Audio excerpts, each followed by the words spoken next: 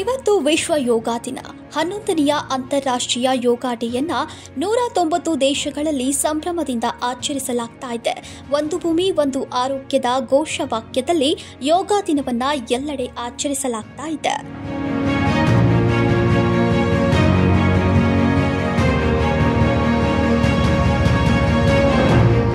ವಿಶ್ವ ಯೋಗ ದಿನದ ಮತ್ತೆ ಈ ವಿಡಿಯೋ ಹೃದಯ ಸ್ಪರ್ಶವಾಗಿದ್ದು ಎಲ್ಲೆಡೆ ವೈರಲ್ ಆಗಿದೆ.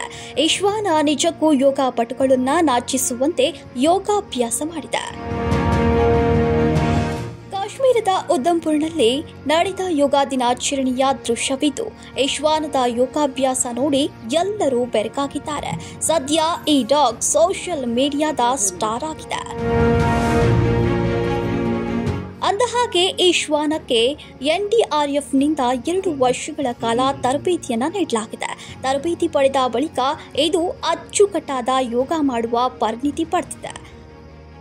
ಕಾಶ್ಮೀರದ ಉಧಂಪುರದಲ್ಲಿ ನಡೆದ ಯೋಗ ದಿನಾಚರಣೆಯಲ್ಲಿ ಒಟ್ಟು 55 ಮಂದಿ ಭಾಗಿಯಾಗಿದ್ದರು. ಇದರ ಮತ್ತೆ ಕ್ಯೂಟ್ ಡಾಗ್ ಯೋಗ ಪ್ರದರ್ಶನ ಮಾಡಿರೋದು ಎಲ್ಲರ ಗಮನ ಸೆಳೆದಿದೆ.